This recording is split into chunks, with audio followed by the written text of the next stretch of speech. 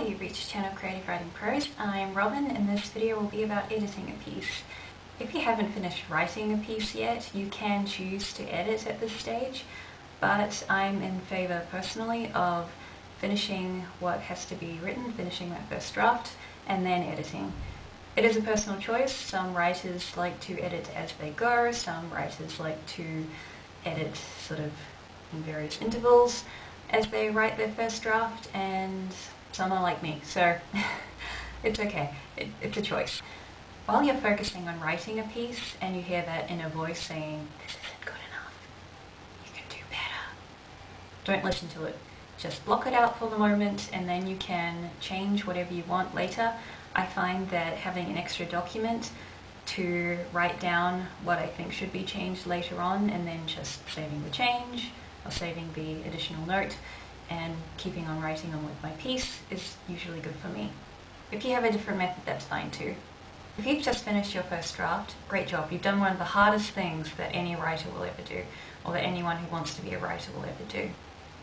Once your first draft is written, you have to review it. When reviewing your first draft, I recommend that you read through all of it in one go and see where it doesn't flow, if there are any gaps, things like that, big obvious mistakes, and then you can get into the finer details of editing. Or editing larger chunks and then smaller sentences, maybe the character's grammar, until you eventually get to the editing of spelling stage. Once you have an idea of what needs to be changed, you'll probably realize you're either an underwriter or an overwriter. Underwriters tend to have gaps in the flow of the story, and overwriters tend to info dump and don't let the story go along fast enough. You will either have to delete or add information at this stage. Something I particularly like to edit separately at a later stage of my piece is character speech. I might, especially when I'm writing teenagers, tend to write in a more mature way initially, and then when I have to edit, I will edit their sentence structure and things like that last, or almost last. In creative writing, editing grammar can be a bit tricky depending on, especially if you have character perspectives, if you're writing in older English or something else. It can be a bit tricky and the correct academic way might not be what's right for your story. Once you're happy with the grammar, you can finally check spelling.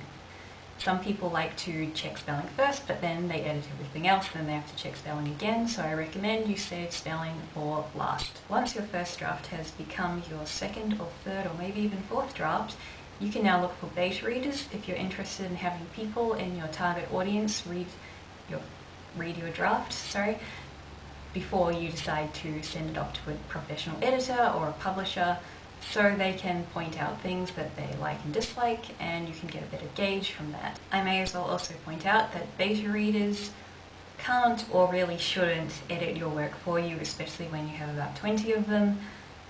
Yeah, it could get very confusing then, and you should take all their critiques into consideration as opposed to blindly agree with them or blindly disagree with them.